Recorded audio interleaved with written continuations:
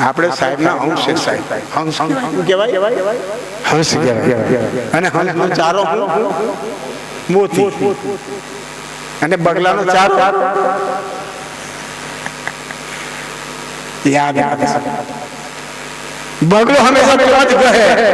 એના માટે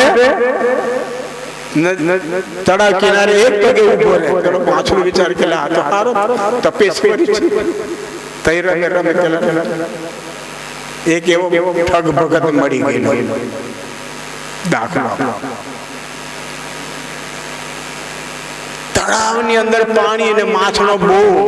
હા, પેલાનું અંદર ચોંચ ડૂબે ને બગલા પેલું રેલ્યું હોય ને એ ડૂબકી મારી લઈ જાય. એ લઈ છેક તળિયે જઈને લઈને પાછું ઉડી જાય. માછલા બહુ સમજવા જેવું. એટલે પેલો બગલો છે ને એક પગે ઉભો રહીને રડે છે. તારે પેલો કોઈ સમજદાર માછલો આવીને પૂછે કે તું ભાઈ રડે છે પાછો એક પગે મેં એક પગે ઉભો રહી તપસ્યા કરું અને તમારા દુઃખ માટે રડું, મારા માટે નહીં. આ થોડા દાડા પછી આ તળાવ ઉડી જવાનો અને તમે બધા તરફડી મરી જવાના. એટલે તમારા દુઃખ માટે આજે ઘણા સંતો અરે ગુરુઓ પણ છે. યાદ લખી રાખજો. એની એવી કોઈ લાલચમાં આવવું નહીં. તાકે જોડે છે ને બાજુમાં થોડે બહુ મોટું સરોવર છે. તે પાણી ફૂંકાય એવું નથી. તાકે ચાલુ તમને ભાઈ બધા એક પછી ગાવા માંડે. બધાને એક ઝાડ પર બેને ખોલી જાય મારી નાનું મોટું કોઈ બી લઈ જાય ને મારી ખાઈ જાય. પણ એક એમની નાદની બહારનો હતો કરચલો. પેલો વિચાર કે સર મને કઈ ગડબડ લાગે છે એવું. પેલાને ગડબડ લાગી એટલે પેલાનો પેલા લઈ ગયો. પણ પેલા છે ને બરાબર કરી રાખી તેને લઈ ગયો. પેલો ખાંડ કરી દબાઈ ગઈ. ઘર દબાઈ ગઈ ને પછી બગલો મારી નાખ્યો. પણ હવે થાય હોય તો બધા ખવાઈ ગયું તેનું. એટલે હાથમાંથી ગયા પછી શું કરવાનું? અબ પસ્તાએ ક્યાં ભયા જબ ચીડિયા છીન ગઈ. હવે કોઈ તો બચ્યું નહીં. અને એવું થઈ જાય બધા લૂંટાઈ જાય ત્યારે મારા જેવું કે પેદા તમને સમજાવવાનું તે દાડે કશું હોય નહીં. શું કરવાનું? એટલે હવે નથી જવાની જરૂર. હું કઈ કાયમ રહેવાનો નથી. સાહેબ રહેવાના છે. પણ કોઈક દાડે કઈ શબ્દ યાદ આવી જાય તો તમે બચી જાઓ. આખી જગત એકના ડબલ કરવા બધા બહુ છે ભાઈ. કોઈની પર વિશ્વાસ ના કરજો. તમારા ભાગ્યનો છે તે તમને મળવાનું. સાહેબે ચોખ્ખું કીધું કે પ્રારબ્ધ પહેલે બના પીછે બના શરીર કબીર શર્માયા મનુષ્ય ધરે ના. આપણા પ્રારબ્ધ પ્રમાણે આપણે યોની મળે. સાહેબ શું મળે છે? યોની મળે. એનાથી તો વધારે મળવાનું છે નહીં. કારણ કે આપણે નસીબ પર જ આધાર રાખી બેઠા. પણ નસીબમાં હોય તોય ના મળે. કારણ કે પુરુષાર્થ વિના પ્રારબ્ધ ઓંગળું છે. તેમાં મહેનત કરવી પડે. એક આળસુ નો પીર બોડી નીચે બેઠેલા હવા પાકેલા. પેલા ને મારા મોડામાં પડે તો જ ખાવા. પેલો 2-4 દાડા નીકળી ગયા. બોર થોડો અંદર પડવાનો એમ જોઈને બેઠો પણ હવે અવરું જતું રહે.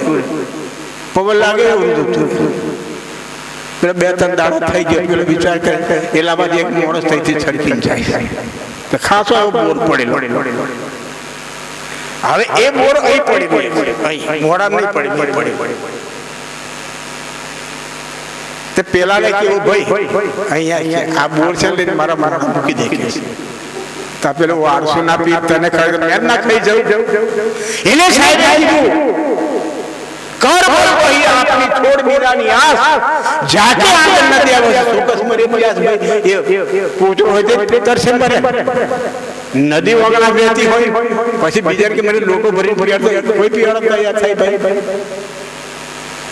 તા જગત ની અંદર એવું છે ને ઘણા કે વગર મહેનતે આપણને મોક્ષ આપનારા પડેલા છે. તો એવાની લાલચ મેં આવું એવા બધા છે ને જેલમાં પડેલા હાલ. કારણ એવા જ્ઞાન ભૂલી ગયા એટલે જ્ઞાન શાસ્ત્રો જ્ઞાન થાય ને તો માણસને શું થાય? અભિમાન થાય.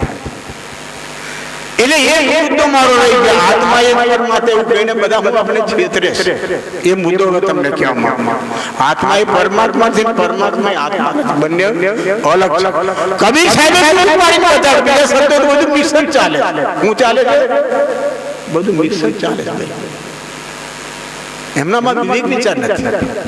એક કીધું બીજો બીજા આ બધું જ ચાલે છે. એટલે સદગુરુ કબીર સાહેબ સાહેબના સંતોને ધર્મદાસ સાહેબના જરીએ આ બોધ આપ્યો. આ જ્ઞાન બધું કોને આપ્યું? ધર્મદાસ સાહેબ. કારણ કે એ ધર્મદાસ હું તને 3 પદનો ભેદ બતાવું છું. ક્ષર, અક્ષર અને નિરક્ષર. क्षर संसार है, क्षर એટલે નાશ પામવા. क्षर એ સંસાર है. આ જેટલી બધી વસ્તુ દેખાય છે નાશ પામવા. क्षर એટલે સંસાર, સંસાર એટલે દેહ તો મટી જ જવાનો છે. અને અક્ષર આત્મા છે. આત્મા છે અક્ષર, એનો નાશ થતો એનો નાશ નહીં થતો. પણ ની અક્ષર સત પુરુષ કહે કબીર પ્રમાણ. કબીર સાહેબ પ્રમાણ આપેલા એનાથી આપણે બીજું શું જોઈએ? દૂધ પાણીનું પાણી બધું અલગ કરીને આપણે બતાવ્યું. કારણ કે અમને હંસની ઉપમા આપીને નીર છીરકા કરી નિવેરા કહે કબીર સોઈ જન્મેરા. એ મારો હંસ હશે એને જુદું પાણી લઈ જશે. સત અને અસત, અસતનો ત્યાગ કરીને સતને લઈ જશે. એટલે માલિક છે તે ક્ષર બી નથી અને અક્ષર બી નથી. ક્ષર અક્ષરની પર છે, એને માલિક કહેવાય. હવે આત્મા પરમાત્મા કઈથી થઈ ગયું ભાઈ? આ સાહેબનો સિદ્ધાંત. એટલે સાહેબ પહેલું આપણને આત્મજ્ઞાન આપ્યું. આત્મજ્ઞાન, આત્મજ્ઞાન વિના નર ભટકે કોઈ, મથુરા ને કોઈ. આત્મજ્ઞાન પહેલું આપ્યું.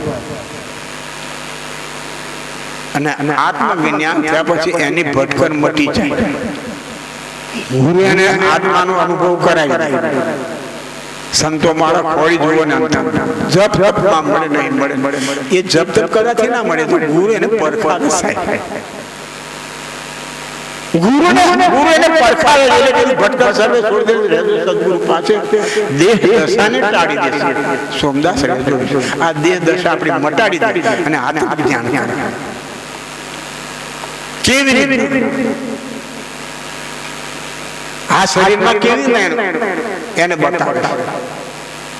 તારે કહે છે ભાઈ આ શરીર તે તું નથી. શું કહે છે?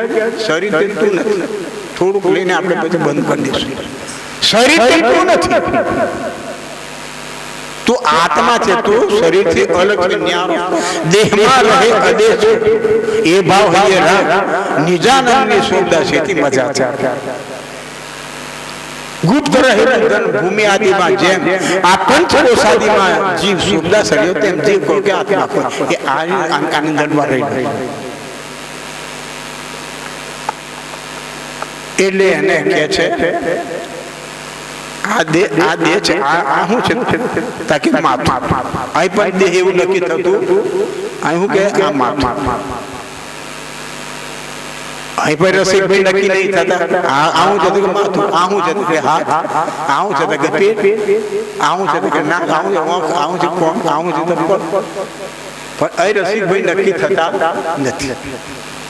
અહીંથી જ્યારે પોકું પડી જાય પછી આપણે એને વળગી રહ્યા. એટલે આપણે અસર કોણ છે એને આપણે ભૂલી ગયા. એટલે હવે આપણે બધી ભાગાકાર બધું કાઢી નાખ.